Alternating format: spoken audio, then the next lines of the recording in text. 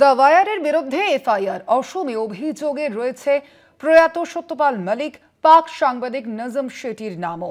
করণ থাপার ও সিদ্ধার্থ বরদারাজনের বিরুদ্ধে এফআইআর, রাষ্ট্রদ্রোহমূলক সাক্ষাৎকার, প্রবন্ধ প্রকাশ ইত্যাদি অভিযোগেই এফআইআর অসম পুলিশের। এই অসম পুলিশের তরফ থেকে কিন্তু এই এফআইআর করা হয়েছে দ্য ওয়ায়ারের বিরুদ্ধে। এবং যেমনটা জানা যাচ্ছে, এখনো পর্যন্ত সেই এফআইআর এ কিন্তু নাম রয়েছে আরো অনেকের।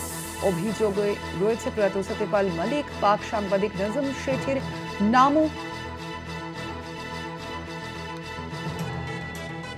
রাষ্ট্রদ্রোহমূলক সাক্ষাৎকার, প্রবন্ধ প্রকাশ ইত্যাদি অভিযোগে এফআইআর অসম পুলিশের। ভারতীয় ন্যায় সংহিতার ১৫২ ধারা সহ নানা ধারার প্রয়োগ, ভারতের ঐক্য, সংহতি ও সার্বভৌমত্বকে বিপন্ন করার চেষ্টার অভিযোগ। ২২শে August supreme court the Wire এর সাংবাদিকদের রক্ষা কবচ দেয়। সাংবাদিকদের বিরুদ্ধে কোনো কড়া ব্যবস্থা না নেওয়ার নির্দেশের পরেই একটি পুরনো মামলায় হঠাৎই সমন জারি করে অসম পুলিশ।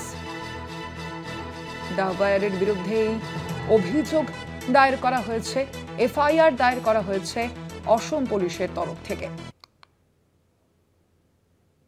আমরা দেখেছিলাম গত ২২শে আগস্ট সুপ্রিম কোর্ট দ্য ওয়ারের সাংবাদিকদের রক্ষা কবচ দেয়। সাংবাদিকদের বিরুদ্ধে কোনো কড়া ব্যবস্থা না নেওয়ার নির্দেশের পরেই একটি পুরনো মামলায় হঠাৎই সমন জারি করে অসম পুলিশ।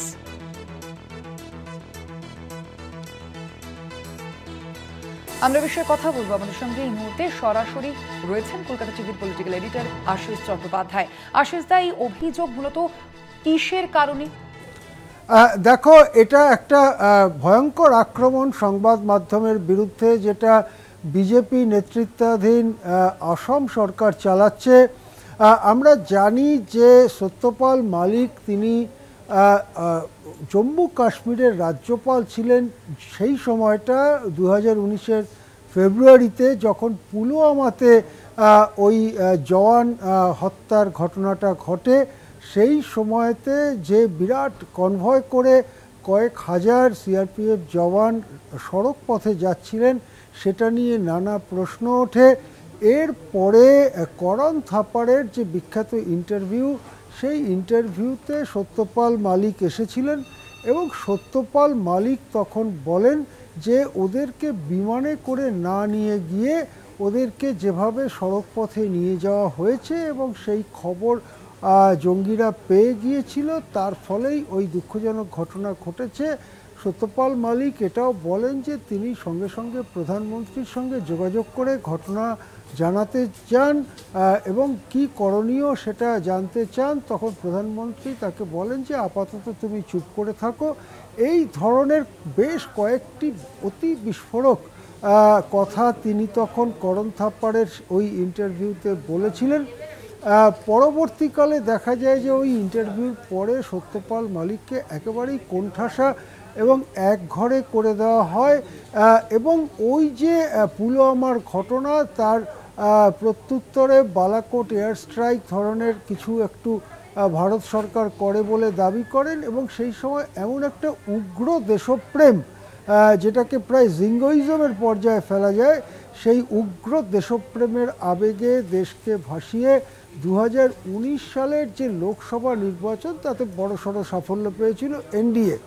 সত্যপাল মালিক প্রয়াত হবার পরেই দেখা যাচ্ছে আসাম পুলিশ দারুণ তৎপর হয়ে উঠেছে এবং এই সাংবাদিকদের বিরুদ্ধে একটার পর একটা সামন জারি করছে। প্রথমে একটি মামলায় সামন জারি করেছিল, সেটা সুপ্রিম কোর্টে গিয়ে খানিকটা রক্ষা কবচ পাওয়ার পর আবার একটি পুরনো মামলাতে সামন জারি করেছে, যেটাও সুপ্রিম কোর্টে রক্ষা কবচ পেয়েছে বলেই মনে হচ্ছে, যতটা খবর আমাদের কাছে রয়েছে। সুতরাং এই প্রখ্যাত সাংবাদিক করণ থাপারের মতো সাংবাদিক, সিদ্ধার্থ বরদারাজনের মতো সাংবাদিক, তাদের বিরুদ্ধে সেডিশন, দেশদ্রোহ, রাষ্ট্রদ্রোহের মামলা দিয়ে তাদেরকে যদি জেলে পোড়া হয়, তাহলে গণতন্ত্র এবং মুক্ত সংবাদ মাধ্যমের শেষ চিহ্নটুকুও সম্ভবত আর ভারতে থাকবে না। অন্তত সেদিকেই এগোচ্ছে ঘটনাবলী। এখন দেখা যাক, আজকে শনিবার উইকেন্ড, কালকে রবিবার, কোর্ট কাছারি সাধারণত বন্ধ থাকে। এর মধ্যে কোনো সুযোগ নেয় কিনা অসম পুলিশ কোনো কড়া পদক্ষেপ করার ব্যাপারে নিষেধ রয়েছে সুপ্রিম কোর্টের। এই অবস্থায় অসম পুলিশ কি করে এই প্রবীণ সাংবাদিকদের, সেটার দিকেই আমাদের নজর রয়েছে। ধন্যবাদ আপনাকে আশিস দা।